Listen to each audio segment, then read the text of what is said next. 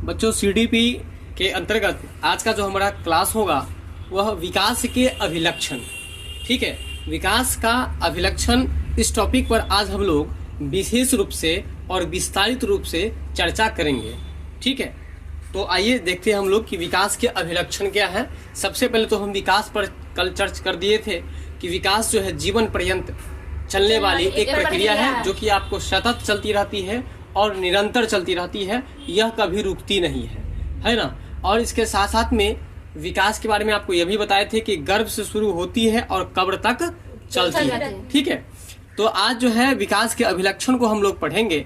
अभिलक्षण के बारे में हम लोग सबसे पहले जानेंगे कि क्या होता है। किसके बारे में जानेंगे? अभिलक्षण के बारे में। किसके बारे में जानेंगे? अभिलक्षण के बारे में जानेंगे। अभिलक्षण का मतलब होता है विशेषताएं। अभिलक्षण का मतलब क्या होता है? विशेषताएं। तो अब आपको बात समझ में आ गया होगा, ठीक है ना, कि आज हम लोग विकास के अभिलक्षण पढ़ेंगे। मतलब क्या पढ़ेंगे? विशेषता पढ़ेंगे। इसका मतलब हम लोग आज विकास की विशेषताएं पढ़ेंगे, ठीक है। तो आइए देखते हैं विकास की विशेषताएं क्या सब है। विकास एक जीवन पर्यंत चलने वाली प्रक्रिया है। इस बात की चर्चा पीछे क्लास में हम कर दिए थे कि विकास जो है सो कब तक चलती है? जीवन पर्यंत, यानी कि यह हमेशा चलने वाली प्रक्रिया है। जन्म से लेकर के, जन्म से भी पहले से यानी कि गर्भ से लेकर के कब्र तक चलने वाली प्रक्रिया है, जो गर्भ धारण से लेकर मृत्यु पर्यंत तक चलती है। यहाँ फिर से एक बड़ा स्पष्ट हो गया और एक नया प्रश्न फिर से बन गया है कि विकास जो है सो जीवन पर्यंत चलने वाली प्रक्रिया है जो गर्भ धारण से लेकर मृत्यु पर्यंत तक चलती है। बात यहाँ तक क्लियर हो गया। इसके बाद है आपका कि मनोवैज्ञानिकों ने विकास के विभिन्न अभिलक्षणों और अभिलक्षणों को अंग्रेजी में कैरेक्टरिस्टिक्स कहते हैं। क्या कहते हैं? कैरेक्टरिस्टिक्स कहते हैं। तो वही ये भी आपको याद होगा, पहले की क्लास में पढ़ाए थे। कैरेक्टरिस्टिक्स मतलब विशेषताएं होता है। तो मनोवैज्ञानिकों ने विकास के विभिन्न अभिलक्षणों को बताया है, यानी कि कैरेक्टरिस्टिक्स को बताया, हाँ, विशेषताओं को बताया है, कैरेक्टरिस्टिक्स को बताया है। क्या बताया है इसके बारे में अब हम लोग जानते हैं। विकासात्मक परिवर्तन प्रायः व्यवस्थित, प्रगतिशील और नियमित होते हैं। अब जरा ध्यान दीजिएगा आप लोग, कह रहा है कि विकासात्मक परिवर्तन जो होते हैं वह आपको व्यवस्थित होते हैं। अब समझना है व्यवस्थित के बारे में। जैसे आपके समाज में कोई ऐसे व्यक्ति हो या कोई ऐसा दुकानदार हो, है कि नहीं, जो कि आपको अगर छोटा बच्चा जाए या बड़ा बच्चा जाए, है ना, कभी भी बेईमानी का नेचर नहीं रहता है कि नहीं। तो हम लोग बोल चाल के भाषा में बोलते हैं कि उसका व्यवस्था बहुत अच्छा है ना, उसका बात व्यवस्था बहुत अच्छा है। आप लोग बोलते हैं ना ऐसा जी। तो वही बात है कि व्यवस्था बना करके रखा, मतलब एक सिस्टम में रहा जी। व्यवस्था अगर नहीं समझे, व्यवस्थित नहीं समझे, तो आप समझ लीजिए कि सिस्टम। व्यवस्थित अगर नहीं समझे तो क्या समझिएगा? सिस्टम।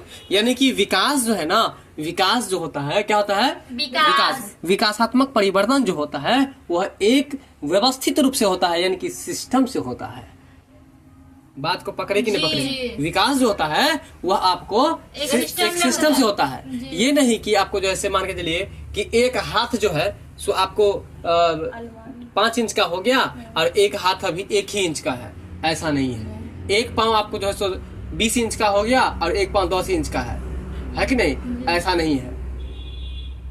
आप बचपन से देखते आ रहे हैं कि बच्चा सबसे पहले जो है सो आपको बटक के बल जो है सो खिसकने का प्रारंभ करता है, फिर आपको जो है वह किसी वस्तुओं के सहारे से खड़ा होने का प्रयास करता है, फिर चलता है। ऐसा तो नहीं कि पहले चलता है फिर खिसकता है। तो उसी तरह से याद रखना है कि विकास जो है ना एक व्यवस्थित, प्रगतिशील और नियमित होते हैं।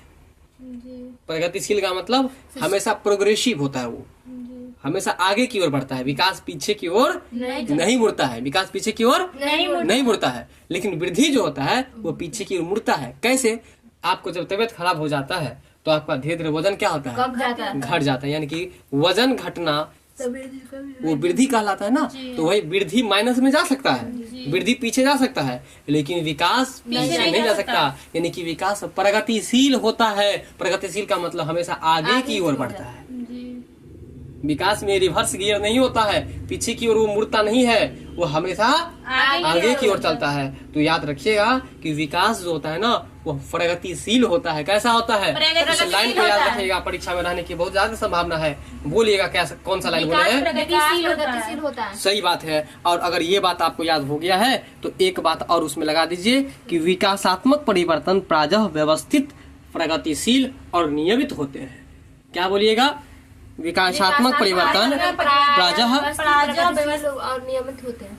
व्यवस्थित, प्रगतिशील और नियमित होते हैं, है ना। विकास का क्या होता है, एक सिस्टम होता है, वो एक सिस्टम से बढ़ता है कि नहीं। आप देखिएगा कि बच्चों को जो है सो जब क्या है ना कि किसी सामान की जरूरत होती है ना, तो देखिएगा जब वो शैशवावस्था में होते हैं तो वो पूरे बॉडी को हिला करके उस सामान तक पहुंचने का प्रयास करता है।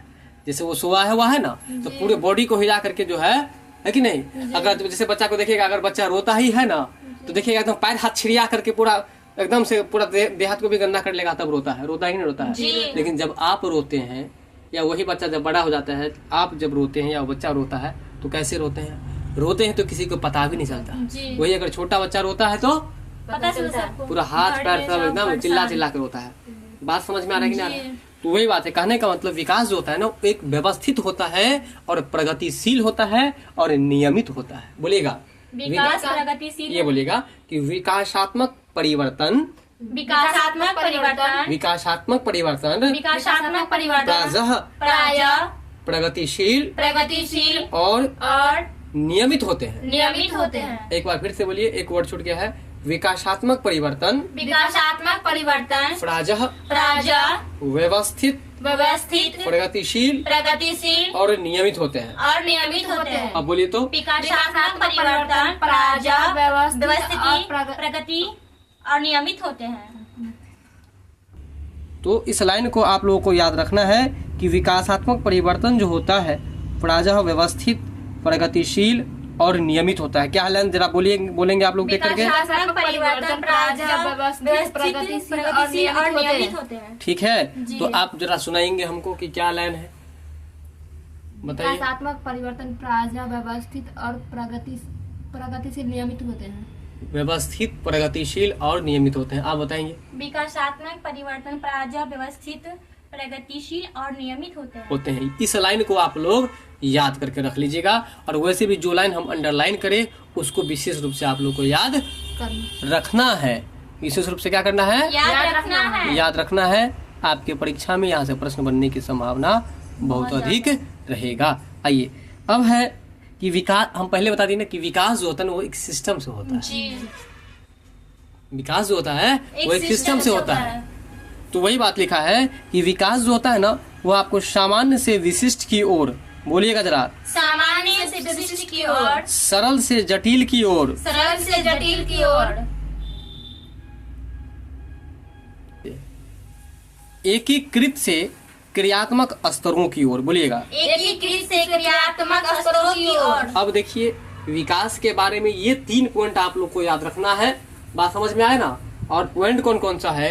तो सबसे पहले याद रखना है आपको सामान्य से विशिष्ट की ओर, बोलिएगा, सामान्य से विशिष्ट की ओर, सरल से जटिल की ओर, सरल से जटिल की ओर, एकीकृत से क्रियात्मक स्तरों की ओर, एकीकृत से क्रियात्मक स्तरों की ओर। फिर से बोलिए तो अंतिम वाला, एकीकृत से क्रियात्मक स्तरों की ओर, फिर से बोलिए, एकीकृत से क्रियात्मक स्तरों की ओर। और परीक्षा में यही दे देगा कि विकास के बारे में कौन सा कथन सही है। तो ऑप्शन में दे देगा विकास सामान्य से विशिष्ट की ओर प्रगतिशील होती है। फिर दे देगा विकास जो है सरल से जटिल की ओर प्रगतिशील होती है। फिर दे देगा विकास जो है एकीकृत से क्रियात्मक स्तरों की ओर प्रगतिशील होता है। इनमें से सभी क्या होगा? इनमें सभी होगा। तीनों पॉइंट याद रहेगा तभी तो बनेगा। तीनों पॉइंट एक बार बताइए आप लोग। सामान्य से सरल से, हाँ, सामान्य से विशिष्ट की ओर, सामान्य की ओर, सरल से जटिल की ओर, और एकीकृत से क्रियात्मक स्तरों की ओर। बात समझ में आ गया? तो ये था आपको विकासात्मक परिवर्तन। और विकासात्मक परिवर्तन किस तरह से होता है बच्चों में, है ना, ये 3 सिद्धांत को हम लोग पढ़े हैं। तो अगर आपसे पूछा कि भाई ये बताइए कि विकासात्मक परिवर्तन किस सिस्टम से होता है, तो आप क्या बताएंगे? सामान्य से विशिष्ट की ओर, सरल से जटिल की ओर, एकीकृत से क्रियात्मक स्तरों की ओर, है कि नहीं? तो आइए एक बार पुनः इस लाइन पर चलते हैं कि विकासात्मक परिवर्तन जो होता है प्रायः व्यवस्थित, प्रगतिशील और नियमित होता है ना। और समान से विशिष्ट की ओर, सरल से जटिल की ओर, एकीकृत से क्रियात्मक स्तरों की ओर अग्रसर होने के दौरान प्रायः यह एक क्रम का अनुसरण करता है। यह किसका अनुकरण करता है? एक क्रम का अनुसरण करता है। अनुसरण करता है, अनुकरण नहीं, अनुसरण। कहने का मतलब यह जो है एक क्रम का मतलब हुआ यह हमेशा सीरियली वाइज चलता है। सीरियली वाइज का मतलब जैसे बच्चों को देखिएगा बच्चा को अगर बैलून पकड़ना हो तो क्या डायरेक्ट वो बैलून पकड़ लेता है अपने हाथों से? नहीं पकड़ता है। पहले उसका सिर का विकास होता है कि नहीं? फिर इसके बाद उसका हाथ थोड़ा थोड़ा मजबूत होता है, फिर इसके बाद उंगली उसका काम करता है। बात समझ में आना कि ना आ रहा है? यानी कि एक क्रम से होता है, सीरियल से होता है। बात पकड़ रहे हैं कि नहीं पकड़ रहे हैं? किससे होता है? एक क्रम से होता है, सीरियल से होता है, ठीक है ना। अगर आपसे पूछेगा कि विकासात्मक परिवर्तन कैसे होता है तो आप क्या बोलेगा? सामान्य से विशिष्ट की ओर, सरल से जटिल की ओर और एकीकृत से क्रियात्मक स्तरों की ओर। बात पकड़ लिए ना जी? चलिए, ये है अब आपका कि विकास जो है बहुआयामी होता है। विकास कैसा होता है? बहुआयामी होता है। विकास कैसा होता है? बहुआयामी, यानी कि मल्टी डायमेंशनल होता है। अभी इस पॉइंट को भी आप लोग को याद रखना है। विकास जो होता है वो कैसा होता है? विकास बहुआयामी। इसका मतलब है विकास के एक ही आयाम नहीं है, विकास के बहुत सारे आयाम हैं, इसलिए याद रखें विकास बहुआयामी होते हैं। विकास कैसे होते हैं? बहुआयामी होते हैं। विकास कैसे होते हैं? बहुआयामी। विकास बहुआयामी होते हैं, अर्थात कुछ क्षेत्रों में यह तीव्र वृद्धि को दर्शाता है कि नहीं, जबकि कुछ अन्य क्षेत्रों में धीमी गति को दर्शाता है। कहने का मतलब आप देखते होंगे आप अपने वर्ग कक्ष में कि कुछ बच्चे गणित में तेज होते हैं तो वहीं हिंदी में कमजोर होते हैं, कुछ अंग्रेजी में तेज होते हैं तो वहीं विज्ञान में कमजोर होते हैं। कहने का मतलब विकास जो है ना, आपको विकास बहुआयामी होते हैं। विकास केवल आप एक ही क्षेत्र में नहीं देख सकते, है कि नहीं? कोई अगर मान के चलिए साइकिल चलाने में तेज होते हैं तो वह पढ़ने में क्या होते हैं? कमजोर होते हैं। यानी कि कोई न कोई पक्ष मजबूत होता है तो कोई न कोई पक्ष कमजोर होता है। इसका मतलब विकास बहुआयामी है। विकास केवल एक ही क्षेत्र में आप नहीं देख सकते हैं। विकास बहुआयामी होता है, अर्थात कुछ क्षेत्रों में यह तीव्र वृद्धि को दर्शाता है तो कुछ क्षेत्रों में जो है आपको धीमी गति से होता है। बात समझ में आ रहा है कि नहीं आ रहा है? ये याद रहेगा ना जी? तो बताइए विकास कैसा होता है? बहुआयामी को अंग्रेजी में क्या कहेंगे? मल्टी डायमेंशनल कहेंगे। अर्थात कुछ क्षेत्रों में यह तीव्र वृद्धि को दर्शाता है, कुछ क्षेत्रों में यह तीव्र वृद्धि को दर्शाता है, जबकि कुछ क्षेत्रों में धीमी गति से होता है ना? कुछ क्षेत्रों में क्या होता है? धीमी गति से होता है। अगला चलिए आगे है कि विकास जो है आपको बहुत ही लचीला होता है। विकास क्या होता है? लचीला होता है।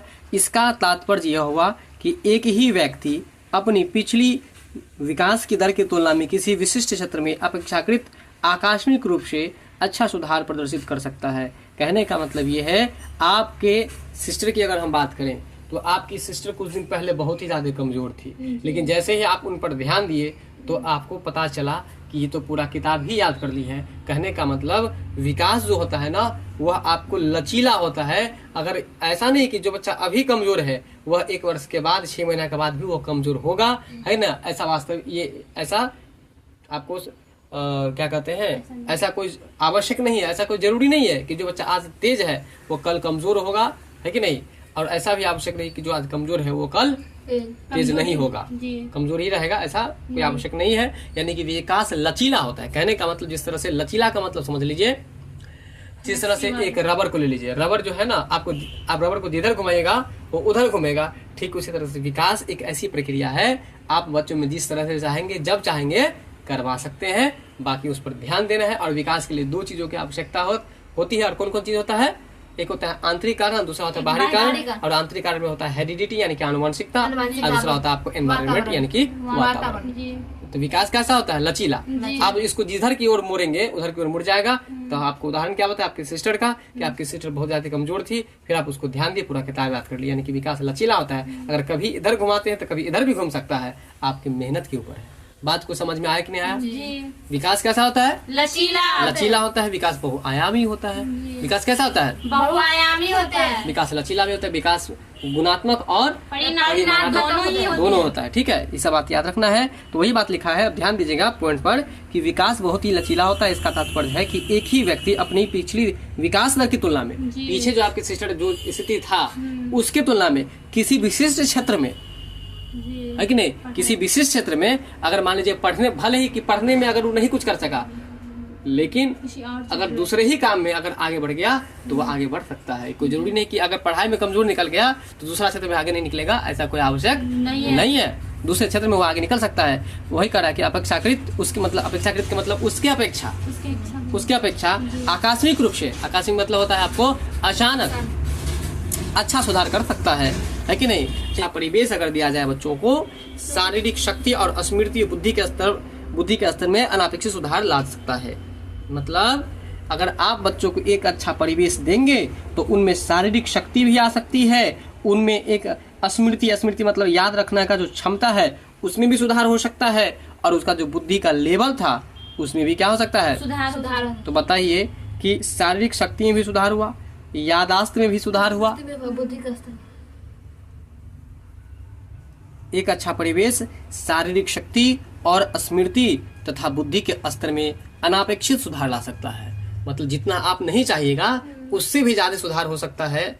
आप जो चाहिएगा वो हो सकता है, लेकिन उसके लिए आपको बच्चों को क्या देना होगा, अच्छा एक परिवेश, अच्छा परिवेश देना होगा, एक अच्छा वातावरण देना होगा। बात समझ में आ रहा है ना। और जब अच्छा वातावरण देंगे तो अच्छे वातावरण से ही आपको क्या बन जाएगा, शारीरिक शक्ति बन जाएगा, स्मृति मजबूत हो जाएगा। स्मृति मतलब यादाश्त, याद करने की क्षमता, याद रखने की क्षमता, और बुद्धि के स्तर में भी अनापेक्षित सुधार ला सकता है। मतलब जितना आप नहीं अपेक्षा रखेंगे, आप सोचेंगे नहीं कभी कि ये लड़का इतना भी नंबर ला सकता है, इसका मतलब आप उसे अनपेक्षाकृत कर रहे हैं। मतलब उससे कोई अपेक्षा आप नहीं रखे थे कि इतना ला सकता है, आप ऐसा सोचे नहीं थे कि ये इतना अच्छा भी कर सकता है, तो उसको कहा जाता है, क्या कहा जाता है, अनापेक्षित। क्या कहा जाता है, अनापेक्षित। बात समझ में आया कि नहीं? पॉइंट को समझने का प्रयास कीजिए। पॉइंट क्या, फिर से एक बार देख लीजिए। एक अच्छा परिवेश है ना, फोकस परिवेश पर जा रहा है कि एक अच्छा परिवेश शारीरिक शक्ति भी ला सकता है, स्मृति भी ला सकता है, और बुद्धि के स्तर में भी सुधार ला सकता है। बात अभी भी समझे तो बताइए, आप अपने बच्चे को आगे बढ़ाने के लिए, है कि नहीं, सबसे ज्यादा किन बातों पर ध्यान दीजिए? सबसे ज्यादा उनको मतलब एक अच्छा परिवेश। एक अच्छा परिवेश, परिवेश का मतलब क्या होता है, मतलब हम जिस परिवेश का मतलब अच्छा वातावरण। अच्छा परिवेश का मतलब अच्छा वातावरण, परिवेश मतलब वातावरण होता है जहाँ हम रहते हैं, जहाँ हम रहते हैं वही आपका वातावरण है। बात समझ में आया कि नहीं आया? चलिए अब आपका अगला पॉइंट क्या है, जरा इसको भी हम लोग क्लियर करते हैं। देखिए ये जो पॉइंट बता रहा है कि विकासात्मक परिवर्तनों में प्रायः परिपक्वता में क्रियात्मकता के स्तर पर उच्च स्तरीय वृद्धि देखने में आती है। कहने का मतलब ये हुआ कि जब बच्चे विकास करते हैं तो विकास करने के दौरान परिपक्वता की विशेष भूमिका होती है, और परिपक्वता आने के बाद उनके जो बुद्धि का लेवल होता है ना, उनके किसी भी काम करने का जो ढंग होता है उनके अंदर, उस ढंग में, है ना, उनके काम करने की शैली में काफी परिवर्तन देखने को मिलती है। और वह किसके माध्यम से देखने को मिलती है, परिपक्वता के माध्यम से मिलती है। उदाहरण के लिए है आपको क्या चीज, तो शब्दावली का आकार। शब्दावली का आकार का मतलब हो गया, जैसे कि आपको 10वीं क्लास में जब आप थे तो उस समय जितने शब्द का ज्ञान था, और अभी आप जो है सो जिस क्लास में है उस समय जो शब्द का ज्ञान है, दोनों में क्या अंतर है? मतलब पहले से शब्दों का ज्ञान आपके माइंड में, आपके मस्तिष्क में ज्यादा है, यानी कि शब्दावली का आकार अब बढ़ गया, पहले आकार छोटा था। बात यहाँ तक क्लियर है कि नहीं क्लियर है? वो किसके द्वारा हुआ है, परिपक्वता के द्वारा हुआ है। वही हम बात करें आगे तो जटिलता में वृद्धि। जटिलता में वृद्धि का मतलब हुआ कि आप जो है सो पहले छोटे मोटे कार्य को सॉल्व कर लेते थे, लेकिन अभी आप छोटे मोटे कार्य के अलावा जब बड़े से बड़े समस्या भी आपके सामने आता है तो आप उसको भी समाधान आसानी से कर लेते हैं। वो किसके द्वारा, परिपक्वता के द्वारा। वही बात यहाँ पर बता रहा था कि विकासात्मक परिवर्तनों में परिपक्वता में आपको क्रियात्मकता के स्तर पर उच्च स्तरीय वृद्धि देखने में आती है। परंतु फिर एक बात लिखा है कि इस प्रक्रिया में कोई कमी अथवा क्षति भी निहित हो सकती है। तो कहने का मतलब यह है, कहता है कि जब परिपक्वता आती है बच्चों में तो उसमें केवल आपको फायदे ही नहीं, आपको कहीं न कहीं कुछ कमी भी देखने को मिलेगी। कैसे? तो जैसे कि बच्चों की शैशवावस्था में अगर बात करें तो शैशवावस्था में जितनी हड्डी की संख्या होती है वही बाल्यावस्था में आते आते बच्चों में जो है आपको क्या होता है कि वो हड्डी जो है कम जाता है। कैसे कमता है वो भी बात आपको बताते हैं। जैसे हम बात करें नवजात शिशु की अगर, तो देखिए नवजात शिशु में जो आपको हड्डियों की संख्या होती है वो 275 से 300 के बीच में होता है। लेकिन वही नवजात शिशु जब शैशवावस्था के बाद बाल्यावस्था में प्रवेश करता है तो उसकी विभिन्न सारी हड्डियां आपस में जुड़कर, जैसे 4 हड्डियां हैं वो जुड़ करके एक हड्डी बन जाती है। तो बताइए कि हड्डियों का जो घनत्व है, हड्डियों की जो संख्या है उसमें कमी आई कि नहीं आई? वही बात यहाँ पर बता रहा था कि परिपक्वता आने से ये तो होता है कि किसी भी काम को करने की शैली यानी कि क्रियात्मकता में आपको काफी परिवर्तन देखने को मिलता है, लेकिन इस परिपक्वता से आपको जो है कहीं क्षति भी हो सकती है, कहीं कमी भी हो सकती है। तो यहाँ पर क्षति किसकी होती है? हड्डियों की होती है। और हड्डियों की संख्या जो 275 से 300 होती है आपको नवजात शिशु में, वही आपको किशोरावस्था तक आते आते 206 पर पहुंच जाता है। बात समझ में आया कि नहीं आया? तो वही बात यहाँ पर बताया जा रहा था। फिर कह रहा है कि वृद्धावस्था में जब जाते हैं इंसान तो उसमें अनुभव बढ़ता है। जब अनुभव बढ़ता है तो अनुभव बढ़ता है, मान के चलिए, तो वो प्रगतिशील, विकास तो प्रगतिशील है, विकास हो रहा है, वो और डेवलप हुआ पहले से। अरे बूढ़ा हुआ मान के चलिए तो और डेवलप हुआ, बुद्धि में किने हुआ, अनुभव हो गया, ज्ञान हो गया, यानी कि और अच्छा विकास किया हो। लेकिन हाँ, इसके साथ परिपक्वता बढ़ती जाती है। वृद्धावस्था में परिपक्वता बढ़ती है तो उसका अनुभव बढ़ता है, अनुभव बढ़ता है उसको ज्ञान बढ़ता है। लेकिन एक क्षति फिर हो गई। क्या क्षति हो गई? तो वृद्धावस्था में जाने के बाद उनका याददाश्त धीरे धीरे क्या हो जाता है? कमजोर होने लगता है। तो यही चीज है परिपक्वता। परिपक्वता से एक लाभ है तो दूसरा हानि भी है। तो याद रखिएगा कि वृद्धावस्था में क्या होता है, तो मेमोरी जो होता है वह आपको कमजोर हो जाता है। मेमोरी आपको ज्यादा समय तक याद नहीं रख पाता है ना, अधिक बातों को याद नहीं रख पाता, अधिक बातों को जो है अपने अंदर समा करके नहीं रख पाता है। तो बताइए परिपक्वता जो है हमारे लिए फायदेमंद है या हानिकारक है या दोनों है? दोनों है। मतलब परिपक्वता आती है तो किसी क्षेत्र में फायदे भी देखने को मिलते हैं और किसी क्षेत्र में हानि भी आपको देखने को मिलती है। बात क्लियर हुआ है कि नहीं क्लियर हुआ है? परिपक्वता को अंग्रेजी में क्या कहते हैं? मैच्योरिटी कहते हैं। अगर आपको पूछ दे कि बताइए कि परिपक्वता से क्या कमी देखने को मिलती है, तो आप उदाहरण दे सकते हैं ना? क्या उदाहरण दे सकते हैं? आप कहेंगे कि देखिए नवजात शिशु जब होते हैं तो उनमें हड्डियों की संख्या 275 से 300 होता है। लेकिन वही बच्चा जब आगे बढ़ता है, जब उसकी उम्र बढ़ती है तो वही हड्डी आप किशोरावस्था तक आते आते हड्डियों की संख्या 206 हो जाती है। इसका मतलब है कि उसके अंदर में हड्डियों की संख्या में क्या हो गई? कमी हो गई, यानी कि हड्डियों में क्षति हो गई। वही अगर वृद्धावस्था की बात करें तो वृद्धावस्था तक परिपक्वता बढ़ती जाती है और उस परिपक्वता से उसके अंदर अनुभव बढ़ता है। लेकिन अनुभव बढ़ने के साथ साथ उसके अंदर एक चीज की और कमी होती है। और क्या कमी होती है? तो याददाश्त कमजोर पड़ जाता है। बात यहाँ तक क्लियर हुआ? याददाश्त को ही अंग्रेजी में हम लोग मेमोरी कह सकते हैं और मेमोरी को हिंदी में हम लोग स्मृति भी कह सकते हैं। ये भी याद रखिएगा। अगला परिवर्तन मात्रात्मक भी होता है और गुणात्मक दोनों हो सकते हैं। ये बात आपको पहले ही बता चुके हैं कि विकासात्मक परिवर्तन जो होता है वो मात्रात्मक भी होता है। मात्रात्मक को अंग्रेजी में हम लोग क्वांटिटिव कहते हैं और गुणात्मक को हम लोग क्वालिटिव कहते हैं। ठीक है, जैसे कि आयु बढ़ने के साथ कद यदि बढ़ता है तो आप जैसे कि 5 फीट के पहले थे और जब आपकी आयु बढ़ी तो 5 फीट 5 इंच हो गए आप। तो आपकी जो जितनी लंबाई बढ़ी है, जितना कद बढ़ा है, आप उसको माप सकते हैं कि नहीं माप सकते हैं? तो जब आप माप सकते हैं तो उसको आप संख्या में लिख सकते हैं। तो जब लिख सकते हैं तो वो आपको बताइए आप लोग कि गुणात्मक हुआ या मात्रात्मक हुआ? मात्रा में वृद्धि हुआ ना, इसलिए वो मात्रात्मक परिवर्तन हो गया। ठीक है, इसके बाद यदि नैतिक मूल्य का निर्माण हुआ, मान के चलिए पहले अगर आप बच्चे थे तो आपको अच्छे और बुरे का ज्ञान नहीं था, सही गलत का ज्ञान नहीं था। लेकिन जब आप बड़े हुए तो आपको सही गलत का ज्ञान हो गया। तो बताइए मात्रा आपके अंदर क्या अच्छाई का ज्ञान हुआ, कितना अच्छाई का ज्ञान हुआ, क्या किलो हुआ, क्या मन हुआ, क्या कुंटल हुआ? ये कह सकते हैं हम? नहीं कह सकते। मतलब उसको आप मात्रा नहीं लगा सकते, उसको आंकड़ा नहीं लगा सकते। तो जिसको आंकड़ा नहीं लगा सकते तो कौन सा परिवर्तन? इसलिए याद रखिए कि नैतिक मूल्य में अगर विकास हुआ, नैतिक मूल्यों का निर्माण हुआ तो वह आपको परिमाणात्मक नहीं, मात्रात्मक नहीं। देखिए परिमाणात्मक मात्रात्मक दोनों है, दोनों सेम है।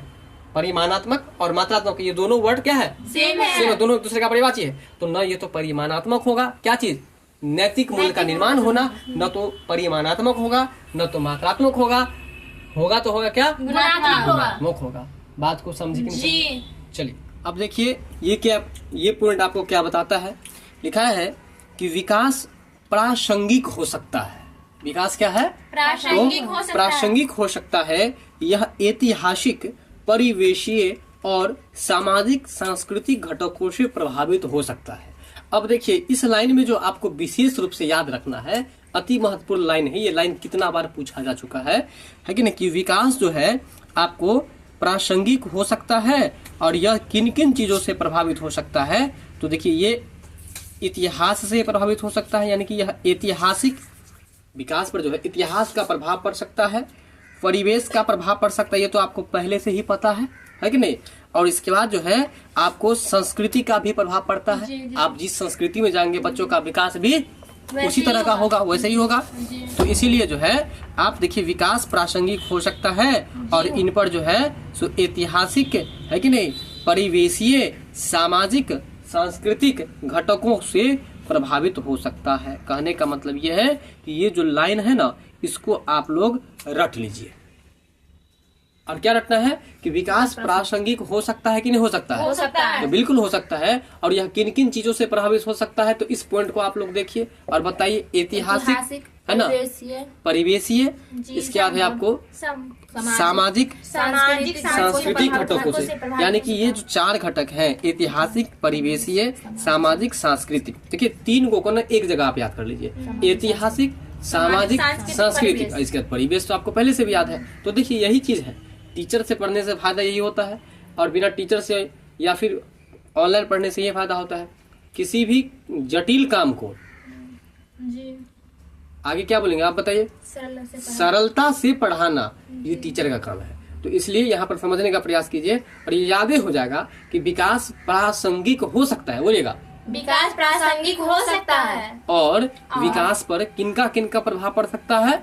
सामाजिक, सांस्कृतिक, ऐतिहासिक, परिवेश का। बात समझ गए ना? इतना ही बात आपको याद रखना है। इसी को किताब के अगर दृष्टि से देखा जाए तो इसमें लिखा है विकास प्रासंगिक हो सकता है, यह ऐतिहासिक, परिवेशीय और सामाजिक सांस्कृतिक घटकों से प्रभावित हो सकता है। बात समझ गए? तो आप इस लाइन को याद कर लीजिएगा। विकासात्मक परिवर्तन की दर, विकासात्मक परिवर्तन की दर अथवा गति में, देखिए विकास में जो परिवर्तन होता है, किसी किसी बच्चा का देखिएगा कि विकास आपको जल्दी हो जाता है। अभी अभी आप देख रहे हैं 2-3 बच्चा जो है सो हमारे परिवार में एक बार ही पैदा हुआ है, लेकिन इस 2-3 बच्चा में कोई बच्चा है कि दौड़ता भी है, कोई बच्चा है कि आपको उठने का भी प्रयास करता है, कोई बच्चा है जो अभी तक घिसकने का भी प्रयास नहीं कर रहा है। तो कहने का मतलब विकास का जो गति होता है, दर जो होता है ना, वो सभी बच्चों में क्या होता है? अलग भिन्न भिन्न होता है, यानी कि अलग अलग होता है। ठीक है, तो वही कह रहा है कि विकासात्मक परिवर्तन की दर अथवा गति में, है ना, विकासात्मक परिवर्तन की दर अथवा गति में उल्लेखनीय व्यक्तिगत अंतर हो सकते हैं। मतलब समझ में आ गया होगा, है कि नहीं? मतलब क्या है कि विकास की जो दर होती है, विकास का जो रेट होता है ना, वो क्या होता है? अलग। हाँ, सभी व्यक्तियों में आपको अलग अलग देखने को मिल सकता है। उसी को कहा गया, देखिए मतलब व्यक्ति व्यक्ति के बीच आदत, स्वभाव, रंग, रूप, आकार, लंबाई, चौड़ाई, इन सभी बातों को लेकर के जो अंतर होता है ना, उसी को हम लोग व्यक्तिगत विभिन्नता या व्यक्तिगत अंतर कहते हैं। अंग्रेजी में उसको इंडिविजुअल डिफरेंस कहते हैं। बात यहाँ तक समझ में आया? चलिए अब देखिए वही बात है, एक बार फिर से समझा देते हैं। विकासात्मक परिवर्तनों की दर और गति में उल्लेखनीय व्यक्तिगत अंतर हो सकते हैं। यानी विकास के क्षेत्र में जो परिवर्तन होता है वो सभी व्यक्तियों में, दोनों का सही व्यक्तियों का दर अलग अलग होगा कि एक होगा? अलग अलग होगा। यह अंतर जो है आपको किन बातों के कारण से होते हैं? अब आप मुझे बता दीजिए पहले कि यह अंतर जो होता है वो किस कारण से होता है? शारीरिक विकास के कारण। अभी जो आप शरीर की बात बताए, देखिए अभी हम व्यक्तिगत विभिन्नता की बात जो बताए वो शरीर को लेकर के ना बताए, तो फिर आप शरीर यहाँ पर कैसे बोल दिए? यहाँ पर आपको ये बोलना है, आप ये चीज जानते हैं आपके समाज में या आपके परिवार में और भी जो मेंबर्स होंगे उनके बच्चे और आपके बच्चे में जो अंतर मिलता है। मान लीजिए कोई दुबला पतला है, बुद्धि नाम का चीज नहीं है, बहुत कमजोर है, और आपका बच्चा एकदम हष्ट पुष्ट है, बुद्धि में भी एकदम बुद्धिमान है। इसका कारण, सबसे मेन कारण क्या हो सकता है? अब समझ में आ गया ना? तो इसलिए बात को समझा कीजिए पॉइंट की पॉइंट क्या है। तो यहाँ पर देखिए यही पॉइंट बता रहा है कि यह जो है व्यक्तिगत अंतर जो होता है वह, यह अंतर देख रहे हैं पॉइंट, आनुवांशिक घटकों, यह अंतर क्यों होता है? आनुवांशिक घटकों के कारण से। अगर कोई काला है मान के चलिए, तो वह काला होने के कारण है कि उनके खानदान में, उनके वंशज में भी कोई न कोई जो है काला थे, और वही आनुवंशिकता का प्रभाव इस पर पड़ा है। तो व्यक्तिगत विभिन्नता का पहला कारण समझे क्या चीज हुआ? आनुवंशिकता। और अभी रुकिए, अभी हम लोग आगे नहीं बढ़े हैं, फिर आगे बढ़ रहे हैं, फिर समझिएगा। दूसरा देखिए पॉइंट, अथवा परिवेशीय प्रभाव के कारण हो सकते हैं। अभी जस्ट आपको बताए थे हम बैक के क्लास में, और आज भी चर्चा किए थे कि बच्चा जो विकास करता है, बच्चा जो विकास करता है वह आपको विकास करने में किन की भूमिका होती है? तो आप बताए थे कि आनुवंशिकता की, और दूसरा परिवेश की। बात समझ में आ रहा है कि ना आ रहा है? वही बात यहाँ पर है कि व्यक्तिगत अंतर जो होता है ना, वो उन दोनों चीजों के कारण से होता है, एक आनुवांशिकता के कारण से और एक परिवेश कहो या वातावरण कहो या अंग्रेजी में हेरिडिटी, एनवायरनमेंट कहो। क्या कहो? एनवायरनमेंट कहो। ठीक है यहाँ तक? तो आप याद रखेंगे कि व्यक्तिगत अंतर का दो कारण है, एक आनुवांशिकता और दूसरा आपको परिवेश। ठीक है, चलिए कुछ बच्चे, अब यहाँ पर पूरा कॉन्सेप्ट क्लियर हो जाएगा, आपको ध्यान दीजिएगा। कुछ बच्चे अपनी आयु की तुलना में अत्यधिक पूर्व चेतन, ठीक है ना? अब मेरी बातों पर ध्यान दीजिए। कुछ बच्चे को आप देखेंगे, आप अपने परिवार में या आप अपने समाज में, अपने ग्रामीण अपने क्षेत्र में, कि बच्चा एकदम नन्हा सा है, छोटा सा है, लेकिन उसके अंदर जो बुद्धि भरा हुआ है कूट कूट के, लग रहा है कि 15-20 वर्ष का जो बच्चा होगा उतना बुद्धि उस बच्चा के अंदर में है, जबकि बच्चा कितने वर्ष का है? मान लीजिए कि बच्चा 6 से 7 वर्ष का है। बात समझ में आ रहा है? लेकिन उसके अंदर जो बुद्धि कूट कूट के भरा हुआ है 15-20 वर्ष के बच्चा का भरा हुआ है। ऐसा आप देखे हैं कि नहीं देखे हैं? देखे है ना? ठीक है, तो वही बात बता रहा है, पॉइंट पर ध्यान दीजिए कि कुछ बच्चे अपनी आयु की तुलना में, मतलब आयु इसका जितना होना, मतलब आयु के अनुसार से जितना ज्ञान होना चाहिए उससे ज्यादा उसके अंदर ज्ञान भरा हुआ आपको नजर आएगा। तो वही कह रहा है, फिर से लाइन पर ध्यान दीजिए कि कुछ बच्चे अपनी आयु की तुलना में अत्यधिक पूर्व चेतन, यानी कि अपनी आयु से भी अधिक जो है वो जागरूक हो जाते हैं, जबकि कुछ बच्चों में विकास की गति जो होती है ना, वो बहुत ही धीमी होती है। बहुत दिनों के बाद वही चीज बाद में सीखता है बच्चा। उदाहरण स्वरूप, यदि एक औसत बच्चा 3 शब्दों के वाक्य 3 वर्ष की आयु में बोलना शुरू कर देता है ना, 3 शब्दों के वाक्य जो है 3 वर्ष की आयु में बोलना शुरू कर देता है। परंतु कुछ ऐसे भी बच्चे होते हैं जो 2 वर्ष के होने से बहुत पहले ही, मतलब 2 वर्ष हुआ भी नहीं और उससे पहले ही ऐसी योग्यता प्राप्त कर लेते हैं। तो कैसी योग्यता?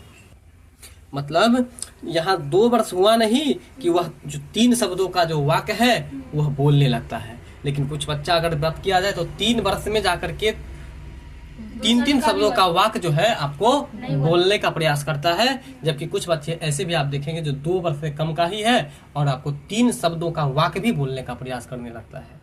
तो वही बात बता रहा है। तो यहाँ पर व्यक्तिगत अंतर यहाँ पर दिखाने का प्रयास किया गया है इस उदाहरण के माध्यम से, और ये जो व्यक्तिगत अंतर होता है वही आपको विकास के दर में भी अंतर को दर्शाता है। विकास के दर में अंतर क्यों होता है? विकास के दर में अंतर होता है आनुवांशिक और परिवेश के कारण। अभी आप फिर बात को नहीं समझ पाए। अरे भाई, कुछ बच्चा तेजी विकसित हो जाता है, कुछ बच्चा समय से विकास कर जाता है, और जिसको भोजन साधन नहीं मिलता वो देरी से समझता है, देरी से बुद्धि आता है। वो खाने पान के कारण न होता, परिवेश के कारण न होता है। इस बात को क्यों मिस्टेक कर रहे हैं आप लोग? ठीक है, तो ये आपको याद रखिएगा, व्यक्तिगत अंतर या व्यक्तिगत विभिन्नता, इंडिविजुअल डिफरेंस, और दूसरा आपको जो है विकास के गति में अंतर। अगर आपसे कोई पूछे कि व्यक्तिगत अंतर का कारण क्या है, व्यक्तिगत अंतर का कारण क्या है? आनुवांशिकता और परिवेश। अच्छा, विकास के दर में अंतर का कारण क्या है? विकास के दर में आनुवांशिकता और परिवेश वही होगा। विकास के दर में जो अंतर होता है उसका भी कारण वही है, व्यक्तिगत अंतर का कारण भी वही है। बात समझ में आ रहा है? जी। ठीक है, कुछ बच्चा तेजी से विकास करता है, कुछ बच्चा जो है आपको धीरे से विकास करता है। इसका कारण क्या है? आनुवांशिकता और परिवेश ही है। अच्छा परिवेश मिल गया, जल्दी से विकसित हो गया, जल्दी से भाषा पकड़ लिया। अच्छा परिवेश नहीं मिला, जल्दी से भाषा नहीं पकड़ पाएगा वो। तो परिवेश और आनुवंशिकता दोनों निर्भर करता है। अरे गांव घर में लोग बोल भी देते हैं कि जैसन बाप है वैसन न बेटा रहेगा। जी। तो ऐसा क्यों बोलता है? वो जो है मतलब बात बात में ये बोल दे तो देता है, लेकिन किसको दर्शा रहा है? वो आनुवंशिकता को दर्शा रहा है। बात समझ में आ रहा है कि नहीं आ रहा है? तो ये था आज का हमारा विकास का अभिलक्षण। विकास के अभिलक्षण से संबंधित एक बार हम सारे महत्वपूर्ण पॉइंट्स को बताने का प्रयास कर रहे हैं, इसको सुनिएगा, और इसमें जो याद रखना होगा आपके परीक्षा के दृष्टि से महत्वपूर्ण होगा उसको हम हाईलाइटर से हाईलाइटेड कर देते हैं। उसको जो है आप लोग अपने नोटबुक पर हो सके तो नोट करके उसके बाद उसको याद करने का प्रयास कीजिएगा। अगर नहीं हो तो नोट बनाने की ज़रूरत नहीं है, बुक में है, बुक में से ही याद कर लीजिएगा। ठीक है, तो सबसे पहले आप लोग बताइए कि विकास के अभिलक्षण में जो अभिलक्षण लगा है, अभिलक्षण का मतलब क्या होता है? विशेषताएं। चलिए ठीक है, विशेषताएं का अंग्रेजी क्या होता है? कैरेक्टरिस्टिक्स। इसका विकास जो है सो कैसी प्रक्रिया है? विकास जीवन पर्यंत चलने वाली एक प्रक्रिया है। ठीक है, कब से शुरू होती है, कब तक चलती है? गर्भकाल चलती है, गर्भकाल से शुरू होता है और मृत्यु काल तक। गर्भ धारण से शुरू होकर के यह मृत्यु पर्यंत तक चलती है। अच्छा ये बताओ कि विकासात्मक परिवर्तन जो है आपको व्यवस्थित, प्रगतिशील और क्या होते हैं? व्यवस्थित, प्रगतिशील और क्या होते हैं? नियमित होते हैं। और इसको आप लोग याद कर लीजिएगा। अच्छा, विकास व्यवस्थित होते हैं तो कहने का मतलब विकास एक सिस्टम से चलता है। किसकी सिस्टम से चलता है बताइए? जैसे कि कोई बच्चा अगर पैदा लिया, तरल से जटिल की ओर। और ठीक है, इसके बाद जो है आपको एकीकृत से क्रियात्मक स्तरों की ओर, इसके बाद है आपको समान से विशिष्ट की ओर। विकास जो है सो आपको बहुआयामी होता है। विकास के बहुत सारे आयाम है, मल्टी डायमेंशनल है। ठीक है, जैसे कि शारीरिक विकास, क्रियात्मक विकास, संज्ञानात्मक विकास, भाषागत विकास, संवेगात्मक विकास, सामाजिक विकास आदि। इसके बाद जो है आपको विकास लचीला भी होता है, यह भी आपको बताए थे हम। जी। ठीक है, चलिए परिपक्वता के बारे में भी आपको हम बताएं कि परिपक्वता एक ऐसी चीज है, जैसे जैसे मनुष्य में परिपक्वता बढ़ती है वैसे वैसे उनका अनुभव बढ़ता है और वो और भी विकसित होते जाते हैं। ठीक है, परिपक्वता होने के कारण से जो है कुछ चीजों की क्षति भी होती है। जैसे कि बच्चे जैसे जैसे उम्र बढ़ते हैं उनका जो हड्डी की संख्या वो आपको कमती जाती है और दांतों की संख्या जो बढ़ती है वो परिपक्वता आपको दिखा रहा है। लेकिन दांतों की संख्या तो बढ़ी लेकिन हड्डी की संख्या धीरे धीरे ज्वाइंट हो जाता है। ये बात आपको चर्चा कर दी, जिसके अंदर हड्डी का जो घनत्व होता है वो आपको कम हो जाता है ना। चलिए इसके बाद है आपको कि विकास पर जो है, विकास मात्रात्मक भी हो सकता है और गुणात्मक। मात्रात्मक को और क्या कह सकते हैं हम? परिमाणात्मक। मात्रात्मक क्या कह सकते हैं? मात्रात्मक का अंग्रेजी क्या होता है? क्वांटिटिव होता है। और गुणात्मक का अंग्रेजी क्या होता है? क्वालिटिव होता है। क्या होता है? क्वालिटी। अब ये बताओ कि विकास प्रासंगिक हो सकता है? जी, विकास हो प्रासंगिक सकता है। तो बताइए, अगर प्रासंगिक हो सकता है तो विकास पर किन किन चीजों का प्रभाव पड़ता है? ऐतिहासिक, सामाजिक, सांस्कृतिक और परिवेश। सामाजिक, सांस्कृतिक, ऐतिहासिक और परिवेश का प्रभाव पड़ सकता है ना। तो ये याद रखना है। इसके बाद जो है आपको व्यक्तिगत अंतर होने का कारण क्या है? परिवेश और आनुवंशिकता। और विकास की गति में अंतर होने का कारण क्या है? परिवेश और आनुवंशिकता। अगर आपको उदाहरण देने के लिए बोल दे तो क्या जवाब दीजिएगा बताइए? अगर किन्हीं के पापा बौने हैं, अगर उनके बच्चा भी होंगे तो बौना ही होगा, तो आनुवंशिकता का प्रभाव पड़ा। अगर है मतलब वहीं पे परिवेश का बात करें, जिस परिवेश में हम रह रहे हैं वहाँ का वातावरण जैसा रहेगा वैसा प्रभाव हम। देखिए यहाँ अंतर बताना है तो 2 बच्चों का उदाहरण लेना होगा आपको। अंतर कभी भी कितने बच्चों में होगा? 2 बच्चों में। तो 2 बच्चों का उदाहरण लीजिएगा ना। कि अगर राम का बच्चा है वो पढ़ने लिखने में काफी अच्छा है, काफी बेहतर कर रहा है, आयु से भी बढ़ के उसके पास नॉलेज है, तो इसका मतलब है कि रामू के पिताजी जो रामू अपने बच्चे को खान पान का विशेष ख्याल रखते हैं, शारीरिक विकास का विशेष ख्याल रखते हैं। वहीं अगर श्याम की बच्चा की बात करें तो उनके पास उतनी आमदनी नहीं जिसके कारण से उसको समय पर खाना पीना और अच्छा पौष्टिक आहार दे सके, जिसके कारण से उसका बुद्धि क्या है? कमजोर है, विकास की गति कम है, धीमी है। बात समझ में आ रहा है ना? तो ये आपको व्यक्तिगत अंतर का उदाहरण था। और देखिए ये उदाहरण सब पर विशेष हम इसलिए पूछते रहते हैं कि आने वाले टाइम में जब आप ये सीटेट का एग्जाम क्वालिफाई हो जाएंगे उसके बाद जो आप NVS KVS सबका जो तैयारी करेंगे उस सब में इंटरव्यू होता है और उस इंटरव्यू में यही सब रहेगा। और आने वाले समय में बिहार सरकार का जो एग्जाम होगा उस सब में भी इंटरव्यू इंक्लूड कर देगा। इसलिए इस सबको समझते हुए चलना है। समझ गए? अब जो है आपको हम परीक्षा के दृष्टि से जो कुछ महत्वपूर्ण लाइन है उस पर फोकस करते हैं, उसको भी जरा आप लोग देख लीजिए और इसको अति महत्वपूर्ण लेकर के चलिएगा। जब परीक्षा का नजदीक टाइम आएगा तो इसको आप जरूर समझ करके एग्जाम देने के लिए जाइएगा। ठीक है, याद करके आप समझिए, याद कीजिए, जैसे भी कीजिए, लेकिन आप जो कंटेंट हम अंडरलाइन किए हैं मतलब हाईलाइटर से हाईलाइट किए हैं उसको जरूर से जरूर समझिए। आप कंठस्थीकरण ही सही कर लीजिएगा। ठीक है, हालांकि आपके जो टैट का एग्जाम होता है उसमें कंठस्थीकरण करना या रटना इसको निगेटिव वर्ड्स माना गया है ना। इसको क्या माना गया है? निगेटिव। मतलब कि आप किसी को यदि रटते हैं तो वो अच्छा नहीं माना गया है। अधिगम में रटना पॉजिटिव नहीं है, वो क्या है, Negative। निगेटिव है। लेकिन हम कहते हैं आपके परीक्षा के दृष्टि से कुछ चीज ऐसे हैं जो आपको याद रखना पड़ेगा, और उसी क्रम में आप इसको भी वही समझ करके याद रख लीजिएगा। ठीक है, तो देखिए पहला है कि विकास एक जीवन पर्यंत चलने वाली प्रक्रिया है जो गर्भधारण से लेकर मृत्यु पर्यंत तक चलती रहती है। आप इसको, ये जो लाइन देखिए ये कर दिए हैं, हाईलाइट कर दिए हैं, इसको आप याद कर लीजिएगा। इसके बाद है मनोवैज्ञानिकों ने विकास के विभिन्न अभिलक्षणों को बताया है जो इस प्रकार है, इसको केवल समझ लेना है। जिस पर हाईलाइट नहीं किए हैं उसको केवल समझ लेना है, बाकी जिसको हाईलाइट कर दिए हैं उसको समझ करके याद कर लेना। इसके बाद जो आपका अगला पॉइंट है आपको विकासात्मक परिवर्तन प्रायः व्यवस्थित, प्रगतिशील और नियमित होते हैं। ठीक है, अब देखिए अगर जो आप याद कीजिएगा ना तो पहले इस लाइन को, जैसे पूर्णविराम यहाँ पर है ना, तो पहले इस लाइन को समझ करके याद कर लीजिएगा, इसके बाद अगला पड़ जाएगा। ये नहीं कि सबको एक में जोड़ करके याद कीजिएगा, तो याद भी नहीं होगा और पूरा मतलब खिचड़ी पक जाएगा। विकासात्मक परिवर्तन प्रायः व्यवस्थित, प्रगतिशील और नियमित होते हैं। आप इसको क्या कर लीजिएगा, पहले याद रख लीजिएगा।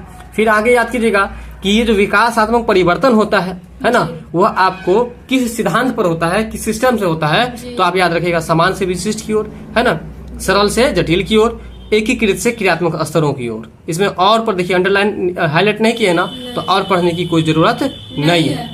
ठीक है, इसके बाद है आपको की ओर अग्रसर होने के दौरान प्रायः यह क्रम का अनुसरण करते हैं। कहने का मतलब यह है, यहाँ पर जो है सो आप जो हाईलाइट नहीं किए हैं उसको समझ लीजिएगा, बाकी को जो किए हैं उसको याद कर लीजिएगा। अगला पॉइंट जो है, विकास बहुआयामी होता है, पहले आप इसको याद रख लीजिएगा, यहाँ तक खत्म है।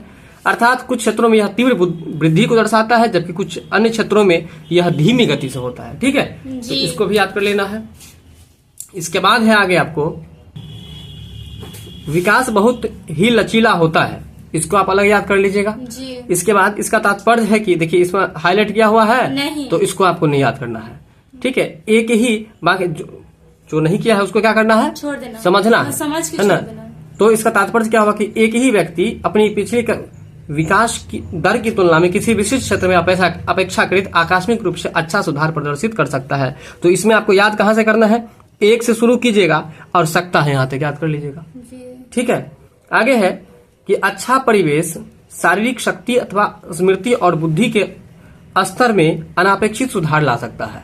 आप यहाँ किसको छोड़िएगा, किसको याद कीजिएगा बताइए, अच्छा से याद कीजिएगा, और यहाँ ला सकता है यहाँ तक याद कीजिएगा। ठीक है, आगे जो है इसके बाद विकासात्मक परिवर्तनों में प्रायः परिपक्वता में क्रियात्मकता के स्तर पर उच्च स्तरीय वृद्धि देखने में आती है, इसको याद कीजिएगा, है ना। उदाहरण के स्वरूप में जो है शब्दावली का आकार, जटिलता में वृद्धि, है ना, ये जो हुआ किसका उदाहरण है, तो परिपक्वता का उदाहरण है कि जब परिपक्वता आती है तो उसमें जटिलता बढ़ जाती है ना, शब्दों का आकार बढ़ जाता है, शब्दों का ज्ञान अधिक हो जाता है। परंतु इस प्रक्रिया में कोई कमी अथवा क्षति भी हो सकती है, जैसे कि हड्डियों के घनत्व में कमी, वृद्धावस्था में याददाश्त का कमजोर हो जाना, ये तुमको क्या है, परिपक्वता का उदाहरण है। परिपक्वता आने से ये सब आपको दिखाई पड़ेगा। ठीक है, एक बार फिर से देख लीजिए, स्क्रीन पर नहीं आ सका था। शब्दावली के आकार, जटिलता में वृद्धि, परंतु इस प्रक्रिया में कोई कमी अथवा क्षति भी नहीं तो हो सकती है, जैसे हड्डियों के घनत्व में कमी, वृद्धावस्था में याददाश्त कमजोर हो जाना। ठीक है, ये स्क्रीन पर पहले नहीं आ सका था इसलिए हम दिखा दिए। आगे है विकासात्मक परिवर्तन मात्रात्मक एवं गुणात्मक दोनों हो सकते हैं। ठीक है, इसमें क्या कितना याद कीजिएगा, विकासात्मक से लेकर के हो सकते हैं यहाँ तक आप याद कीजिएगा। ठीक है, उदाहरण के लिए, समझने के लिए आप याद रख लीजिएगा, जैसे कद बढ़ना और नैतिक मूल्यों का जो निर्माण होता है, यह आपको विकासात्मक परिवर्तन के गुणात्मक परिवर्तन के उदाहरण है। और जब कद बढ़ता है यानी कि हाइट बढ़ता है तो उसको आप माप सकते हैं, तो जिसको आप माप सकते हैं कौन सा परिवर्तन, मात्रात्मक या परिमाणात्मक, मात्रात्मक या परिमाणात्मक। इसके बाद आपको विकास प्रासंगिक हो सकता है, यह ऐतिहासिक, परिवेशीय और सामाजिक सांस्कृतिक घटकों से प्रभावित हो सकता है, आप इसको याद रखेंगे। आगे है विकासात्मक परिवर्तनों की दर अथवा गति में व्यक्तिगत अंतर हो सकता है। ठीक है, उल्लेखनीय को छोड़ देना है। यह अंतर आनुवंशिक घटकों अथवा परिवेशीय प्रभावों के कारण हो सकता है। कुछ बच्चों अपनी आयु की तुलना में अत्यधिक पूर्व चेतन यानी कि जागरूक हो जाते हैं। चेतन होने का मतलब जागरूक हो जाना, है ना।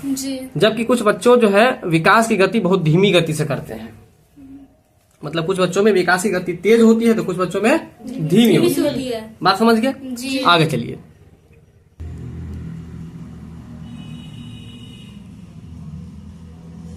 यह अंतर आनुवंशिक घटकों अथवा परिवेशीय प्रभाव के कारण हो सकते हैं। कुछ बच्चे अपने आयु की तुलना में अधिक पूर्व चेतन हो सकते हैं, जबकि कुछ बच्चों विकास की गति बहुत धीमी गति से होती है कुछ बच्चों में। ठीक है, उदाहरण स्वरूप है, यद्यपि एक औसत बच्चा 3 शब्दों के वाक्य 3 वर्ष की आयु में बोलना शुरू कर देता है, परंतु कुछ ऐसे बच्चे ही हो सकते हैं जो 2 वर्ष के होने से बहुत पहले ही ऐसी योग्यता प्राप्त कर लेते हैं। आप बताइए तो इसमें क्या याद कीजिएगा?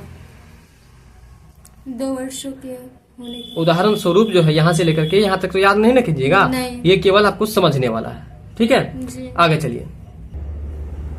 तो ठीक है, आपको हम जितना भी महत्वपूर्ण है वो आप बता ही दिए हैं। वीडियो पसंद आया तो लाइक शेयर सब्सक्राइब जरूर कीजिएगा, और साथ ही आपको जो जितना भी हम हाईलाइटेड लाइन आपको दिखाए हैं उसको परीक्षा की दृष्टि से याद जरूर कर लीजिएगा। ठीक है, मिलते हैं अगले वीडियो में। धन्यवाद।